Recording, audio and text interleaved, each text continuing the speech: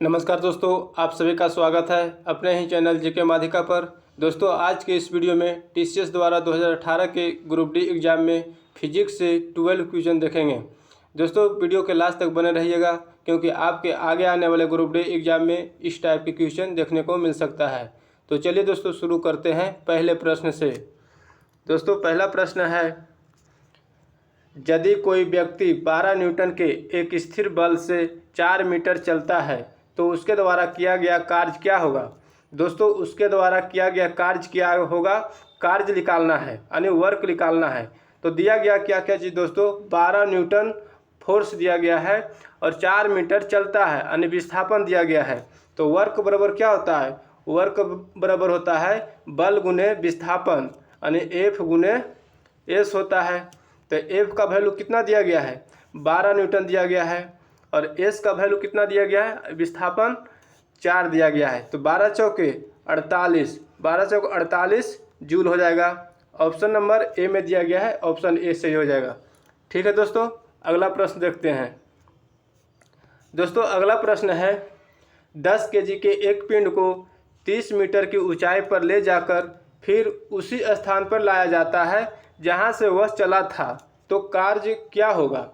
कार्य निकालना है और बोल रहा है क्या दोस्तों कि 30 मीटर की ऊंचाई पर ले जाकर उसी स्थान पर लाया जाता है जहां से वह चला था, यानी 30 मीटर ऊंचाई पर गया और फिर लौटकर वहीं पर पहुंच गया। तो इसके द्वारा किया गया विस्थापन कितना होगा, 0 होगा, यानी एस का वैल्यू 0 होगा। और वर्क बराबर क्या बताए हैं, एफ गुने एस, एफ गुने एस, और एस यदि 0 है तो वर्क क्या हो जाएगा, 0 हो जाएगा। तो किया गया कार्य क्या हो जाएगा, 0। तो ऑप्शन नंबर सी में दिया गया है, ऑप्शन सी से हो जाएगा। ठीक है दोस्तों, अगला प्रश्न देखते हैं। दोस्तों, अगला प्रश्न है, यदि कोई लड़का 4 मिनट में 600 न्यूटन बल के साथ 20 मीटर की दूरी तय करता है तो लड़के द्वारा खपत की गई शक्ति की मात्रा कितनी होगी। दोस्तों, शक्ति की मात्रा कितनी होगी यानी शक्ति निकालना है, पावर निकालना है। दिया गया क्या क्या चीज़ दोस्तों, तो 4 मिनट दिया गया यानी समय दिया गया है, टी का वैल्यू 4 मिनट दिया गया है। और दोस्तों मिनट में है तो इसको सेकंड में चेंज कर देंगे तो 60 से गुना कर देंगे। ठीक है, तो 6 चौक 24, 240 हो जाएगा।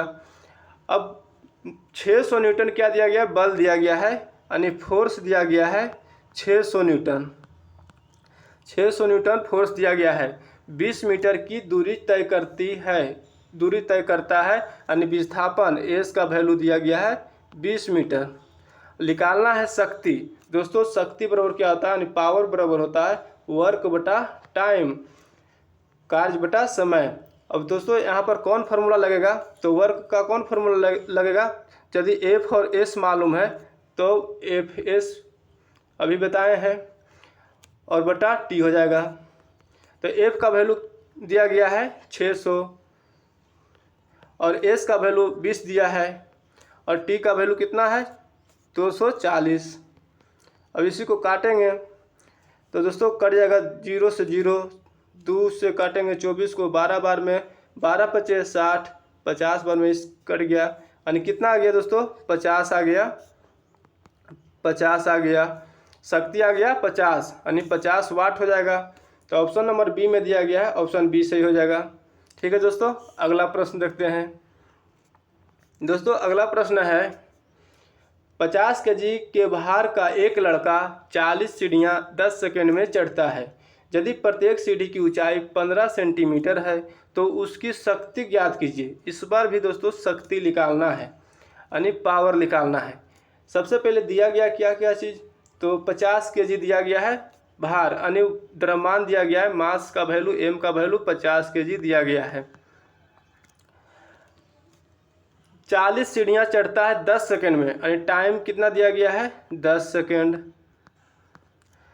और बोल रहा है कि प्रत्येक सीढ़ी की ऊंचाई 15 सेंटीमीटर है, माने एक सीढ़ी का ऊंचाई 15 सेंटीमीटर है तो 40 सीढ़ी का ऊंचाई क्या हो जाएगा, यानी एच का वैल्यू यहाँ से निकल जाएगा, 15 गुने 40 कर देंगे तो गुना करेंगे तो 15 चौके 60, 600 सेंटीमीटर हो जाएगा।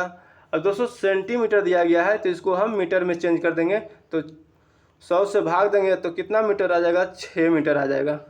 यानी एच का वैल्यू कितना आ गया, एच का वैल्यू 6 मीटर आ गया। अब दोस्तों निकालना है पावर। पावर बराबर क्या होता है, वर्ग बटा टाइम, कार्य बटा समय। अब दोस्तों यहाँ पर कौन फार्मूला लगेगा, जब एम मालूम है, एच मालूम है और जी मालूम रहेगा तो कौन फार्मूला लगाएंगे, m g h. M g h work बराबर एम जी एच बटा टी। अब एम का वैल्यू क्या दिया गया है, 50, जी का वैल्यू कितना है 10 और एच का वैल्यू 6। अब बटा टी कितना दिया गया है, तो 10 सेकेंड दिया गया है। 10 से 10 कट जाएगा, गुना करेंगे 50 गुने 6 तो 300 वाट हो जाएगा। 300 वाट ऑप्शन नंबर ए में दिया है, ऑप्शन ए सही हो जाएगा। ठीक है दोस्तों, अगला प्रश्न देखते हैं। दोस्तों अगला प्रश्न है, धरती से टकराने से तुरंत पहले यदि 2 केजी द्रव्यमान की वस्तु की गतिज ऊर्जा 400 जूल है, इसे किस ऊंचाई से गिराया गया था, इससे किस ऊंचाई से गिराया गया था, यानी ऊंचाई निकालना है, हाइट निकालना है। दिया गया क्या क्या चीज़ दोस्तों, तो 2 केजी द्रव्यमान दिया गया है और गतिज ऊर्जा यहाँ बोल रहा है 400 जूल है। लेकिन दोस्तों यहाँ क्वेश्चन में समझना होगा कि धरती से टकराने से तुरंत पहले, ये टकराने से पहले का गतिज ऊर्जा दिया गया है। यदि दोस्तों धरती पर यदि ये टकराएगा तो वस्तु क्या हो जाएगा, स्थिर हो जाएगा, यानी स्थितिज ऊर्जा में बदल जाएगा। गतिज ऊर्जा स्थितिज ऊर्जा में बदल जाएगा। गतिज ऊर्जा में क्या बदल जाएगा, स्थितिज ऊर्जा में बदल जाएगा। गतिज ऊर्जा जो है स्थितिज ऊर्जा में बदल जाएगा, स्थितिज ऊर्जा में बदल जाएगा। गतिज ऊर्जा स्थितिज ऊर्जा में बदल जाएगा, यानी गतिज ऊर्जा का जो वैल्यू है वो स्थितिज ऊर्जा का वैल्यू हो जाएगा। ठीक है दोस्तों, और दिया गया है द्रव्यमान, निकालना है ऊंचाई। ठीक है, तो फार्मूला क्या लगाएंगे, गतिज ऊर्जा यानी स्थितिज ऊर्जा में बदल गया है तो स्थितिज ऊर्जा का फार्मूला लगाएंगे। और स्थितिज ऊर्जा पोटेंशियल एनर्जी बराबर क्या होता है, m g h. M g h तो पोटेंशियल एनर्जी कितना हो गया, 400 और एम का वैल्यू कितना है 2 केजी और जी का वैल्यू कितना है 10 है और एच निकालना है। 0 से 0 कट गया, 2 से इसको काटेंगे तो 20 बार में कट जाएगा, यानी एच बराबर कितना आ जाएगा, एच बराबर 20 आ जाएगा। तो 20 ऑप्शन नंबर सी में दिया गया है 20 मीटर। तो ठीक है दोस्तों, यहाँ ध्यान देना है क्वेश्चन क्या बोल रहा है, क्वेश्चन समझना है उसके बाद बनाना है। ठीक है, अगला प्रश्न देखते हैं। अगला प्रश्न है, जब 2 केजी वाले द्रव्यमान पर 5 न्यूटन का बल लगाया जाता है तो उत्पन्न होने वाला त्वरण क्या होगा। उत्पन्न होने वाला त्वरण यानी त्वरण निकालना है, एक्सीलरेशन निकालना है, ए का वैल्यू निकालना है। ठीक है, दिया गया क्या क्या चीज़ दोस्तों, तो द्रव्यमान दिया गया है और बल दिया गया है 5 न्यूटन। फार्मूला होता है, बल का फार्मूला क्या होता है, ए बराबर क्या होता है, एम ए, मास गुने एक्सीलरेशन यानी द्रव्यमान गुने त्वरण। अब दिया गया है फोर्स दिया गया है 5, एम का वैल्यू कितना है 2 केजी, ए का वैल्यू निकालना है।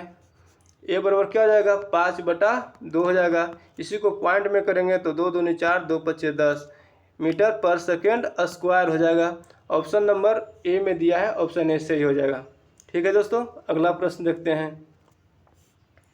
दोस्तों अगला प्रश्न है, यदि 2 द्रव्यमानों के बीच की दूरी 2 गुनी कर दी जाए तो उसके बीच गुरुत्वाकर्षण बल कितना हो जाएगा। जब 2 द्रव्यमान के बीच दूरी को दुगना कर दी जाए तो गुरुत्वाकर्षण बल कितना हो जाएगा, गुरुत्वाकर्षण बल कितना हो जाएगा। तो दोस्तों गुरुत्वाकर्षण बल यानी फोर्स का फार्मूला क्या होता है, F बराबर होता है G इंटू M1 M2 बटा R स्क्वायर। F बराबर G इंटू M1 बटा R स्क्वायर। M1 M2 क्या है, तो M1 M2 द्रव्यमान है, R क्या है तो दोनों द्रव्यमान के बीच की दूरी है, G है गुरुत्वीय नियतांक, F क्या है गुरुत्वाकर्षण बल। ठीक है, अब दोस्तों यहाँ पर बोल रहा है, क्वेश्चन में क्या बोल रहा है कि 2 द्रव्यमानों के बीच की दूरी को दोगुनी कर दी जाए तब क्या होगा, फोर्स क्या होगा। तो दुगनी कर दिया जाए यानी आर का वैल्यू दुगनी कर दिया जाए तो एफ डैश निकालना है, एफ डैश कितना गुना हो जाएगा यानी नई गुरुत्वाकर्षण बल। तो G into M1 M2 R कितना कर दिया जा रहा है 2 गुनी, तो 2 के R का होल स्क्वायर हो जाएगा। अब इसी को सोल्व करेंगे, यानी G F डैश बराबर क्या हो जाएगा G into M1 M2 2R square, 2R का होल स्क्वायर 4R स्क्वायर हो जाएगा, 4R स्क्वायर हो जाएगा। अब दोस्तों GM1 M2 बटा R स्क्वायर, GM1 M2 बटा R स्क्वायर किसके बराबर है, तो पुराने वाले गुरुत्वाकर्षण फोर्स के बराबर है। ठीक है, तो क्या लिखेंगे F डैश बराबर इसको लिखेंगे 1/4 गुने F। तो दोस्तों कितना गुरुत्वाकर्षण बल हो जा रहा है, यदि दुगना कर दिया जाए, द्रव्यमान के बीच की दूरी दुगना कर दिया जाए तो कितना गुना हो जा रहा है 1/4 गुना हो जा रहा है। तो 1/4 गुना ऑप्शन नंबर सी में दिया है, ऑप्शन सी सही हो जाएगा। तो इस फार्मूला को दोस्तों याद रखना है। ठीक है, अगला प्रश्न देखते हैं दोस्तों। अगला प्रश्न है, एक 4 न्यूटन सेकेंड वाले और 3 केजी द्रव्यमान वाले पिंड की गतिज ऊर्जा क्या होगी। 4 न्यूटन सेकेंड संवेग वाले और 3 केजी द्रव्यमान वाले पिंड की गतिज ऊर्जा क्या होगी। गतिज ऊर्जा निकालना है दोस्तों, काइनेटिक एनर्जी दिया गया क्या क्या चीज़ दोस्तों, तो संवेग दिया गया है, संवेग को P से डिनोट करेंगे, P बराबर कितना है 4 न्यूटन सेकेंड, द्रव्यमान M दिया गया कितना 3 केजी। निकालना है गतिज ऊर्जा दोस्तों। गतिज ऊर्जा और संवेग से रिलेटेड फार्मूला होता है काइनेटिक एनर्जी बराबर P स्क्वायर बटा 2M। ठीक है, अब दोस्तों वैल्यू रख देंगे। P का वैल्यू कितना है, P का वैल्यू 4 है, तो 4 का स्क्वायर करेंगे 16 हो जाएगा। 2 M का वैल्यू 3 है तो 3 हो जाएगा, 2 8 16, 8/3 हो जाएगा, 8/3 जूल। तो 8/3 जूल ऑप्शन नंबर बी में दिया है, बी सही हो जाएगा। ठीक है दोस्तों, इस फार्मूला को याद रखना है। अगला क्वेश्चन देखते हैं दोस्तों। अगला क्वेश्चन है, 100 केजी द्रव्यमान वाली एक वस्तु को 6 सेकेंड में 5 मीटर पर सेकेंड से 17 मीटर पर सेकेंड के वेग से एक समान रूप से त्वरित किया जाता है। वस्तु पर लगाए गए बल का परिमाप क्या होगा। बल का परिमाप क्या होगा दोस्तों, बल निकालना है, फोर्स निकालना है। दिया गया क्या क्या चीज़ दोस्तों, 10 केजी द्रव्यमान दिया गया, यानी M का वैल्यू दिया गया है, 100 केजी दिया गया है, 100 केजी दिया गया है, M का वैल्यू 100 केजी दिया गया है। समय दिया गया है 6 सेकेंड। यहाँ पर समझना है दोस्तों, वेलोसिटी 5 मीटर पर सेकेंड से 17 मीटर पर सेकेंड के वेग से, यानी दोस्तों वेग में परिवर्तन कितना हो रहा है, वेग में परिवर्तन कितना हो रहा है, तो V2 माइनस V1 करेंगे, यानी V का वैल्यू हो जाएगा V2 माइनस V1, 17 माइनस 5 कितना हो जाएगा 12 मीटर पर सेकेंड, 12 मीटर पर सेकेंड। ठीक है दोस्तों, यानी V का वैल्यू कितना हो जाएगा 12 मीटर पर सेकेंड। घटा देंगे, कितना परिवर्तन हो रहा है तो वही घटा देंगे, तो 12 आ गया।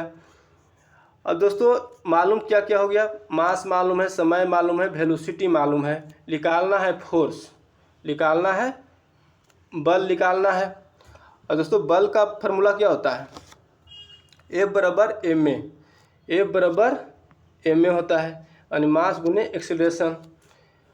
M का वैल्यू तो मालूम है 100, लेकिन दोस्तों A का वैल्यू मालूम नहीं है, तो A का वैल्यू निकाल देंगे।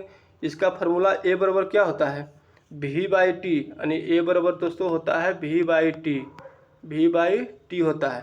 तो V/T होता है A बराबर, तो V का वैल्यू कितना है 12 है, और दोस्तों T का वैल्यू कितना है 6 है। हो गया, 6 दूनी 12, काटे तो 6 दूनी 12, गुना कर देंगे 100 गुने 2 तो 200 हो जाएगा, 200 न्यूटन हो जाएगा। ऑप्शन नंबर बी में दिया है, ऑप्शन बी सही हो जाएगा। ठीक है दोस्तों, अगला प्रश्न देखते हैं दोस्तों। अगला प्रश्न है, 20 मीटर ऊंचे टावर के शीर्ष पर खड़ा एक लड़का एक पत्थर फेंकता है, जिस वेग के साथ पत्थर जमीन पर हिट करता है वह है, यानी जिस वेग से, वेग निकालना है, यानी वेलोसिटी निकालना है। वेलोसिटी निकालना है दोस्तों। दिया गया क्या क्या चीज़, तो 20 मीटर ऊंचे टावर है यानी ऊंचाई दे दिया गया है, एच दिया है 20 मीटर। एक लड़का पत्थर बिकता है यानी पहाड़ी के ऊपर से पत्थर बिकता है, ठीक है दोस्तों, और वेग निकालना है यानी अंतिम वेग निकालना है, भी का वैल्यू निकालना है।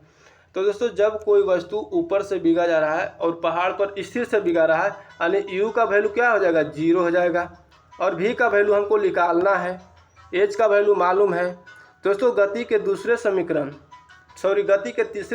क्या होता है, गति के तीसरे समीकरण क्या होता है,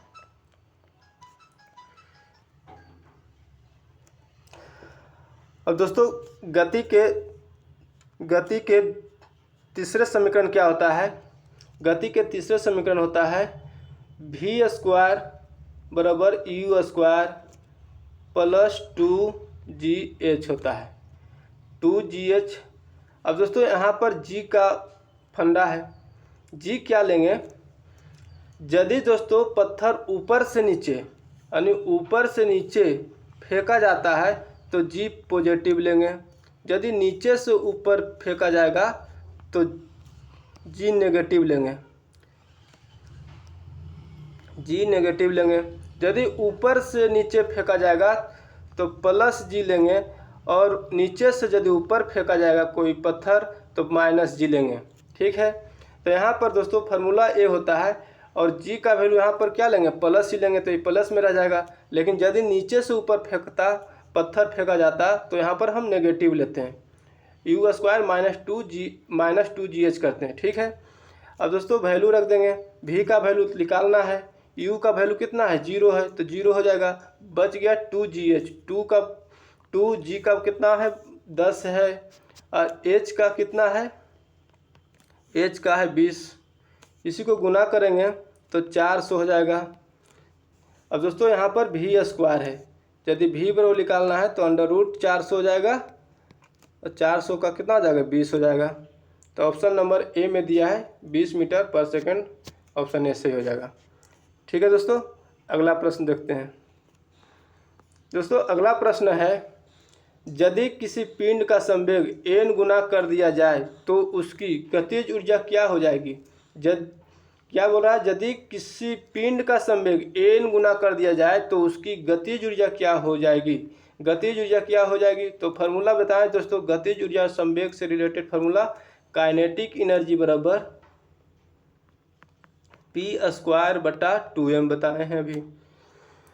अब बोल रहा है दोस्तों कि p को यदि n गुना कर दिया जाए यानी संवेग को n गुना कर दिया जाए तब काइनेटिक एनर्जी क्या होगा, यानी नई काइनेटिक एनर्जी को ke ले लेंगे। p को क्या किया जा रहा है, np कर दिया जा रहा है, np का होल स्क्वायर हो जाएगा बटा 2m हो जाएगा। अब इसी को सोल्व करेंगे तो n² p² / 2m हो जाएगा। अब दोस्तों p² / 2m क्या है, काइनेटिक एनर्जी के बराबर है, तो ke बराबर क्या आ जाएगा, n² ke, यानी दोस्तों गतिज ऊर्जा क्या हो जा रहा है, n² हो जा रहा है, n² गुना हो जा रहा है। यदि n गुना संवेग कर दिया जाएगा तो काइनेटिक एनर्जी, नई काइनेटिक एनर्जी n² गुना हो जाएगा। तो ऑप्शन नंबर सी में दिया है, ऑप्शन सी से हो जाएगा, ठीक है दोस्तों। अगला प्रश्न देखते हैं। दोस्तों अगला प्रश्न है, यदि कोई दो समतल दर्पण एक दूसरे से 30 डिग्री के कोण पर झुके हो तो उनके बीच बने प्रतिबिंबों की संख्या क्या होगी।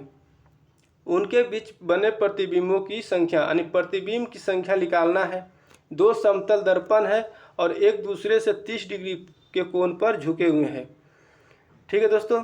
तो इसको क्या करना है दोस्तों, यदि प्रतिबिंब की संख्या निकालना है और एंगल दिया रहेगा तब 360 डिग्री यानी थीटा से भाग देंगे, यानी 360 डिग्री बटा थीटा हो जाएगा, और 360 और थीटा का वैल्यू कितना है 30 है, काट देंगे तो 12 बार में कट जाएगा और 12 आ जाएगा। अब दोस्तों यहाँ पर ध्यान देना है कि प्रतिबिंब की संख्या कब लेंगे, यदि दोस्तों ऑड संख्या आया यानी विषम संख्या आएगा तो प्रतिबिंब की संख्या वही संख्या हो जाएगा। लेकिन दोस्तों सम संख्या आया हुआ है तो सम संख्या में क्या करेंगे, 1 माइनस कर देंगे। सम संख्या में 1 माइनस कर देंगे तो 11 प्रतिबिंब की संख्या हो जाएगा। तो ऑप्शन नंबर बी में दिया गया ऑप्शन बी सही हो जाएगा।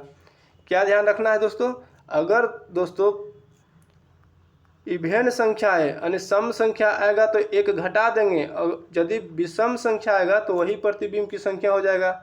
और दोस्तों अगर क्वेश्चन में पूछेगा कि 2 समतल दर्पण के बीचों बीच वस्तु रखा जाए तब प्रतिबिंब क्या बनेगा, तो अनंत प्रतिबिंब बनेगा। ठीक है। और दोस्तों अगर फ्रैक्शन में आएगा यानी पॉइंट में आएगा तो पॉइंट के बाद वाले संख्या नहीं लेंगे, पहले वाले संख्या प्रतिबिंब की संख्या हो जाएगा। तो इतना पॉइंट ध्यान रखना है। तो दोस्तों आज की वीडियो यहीं तक रहने देते हैं। अगर वीडियो अच्छा लगा तो लाइक करिएगा, चैनल पे नए हैं तो चैनल को सब्सक्राइब करके बेल आइकन दबा लीजिएगा, क्योंकि आगे भी इसी तरह के वीडियो लाते रहेंगे। जय हिंद।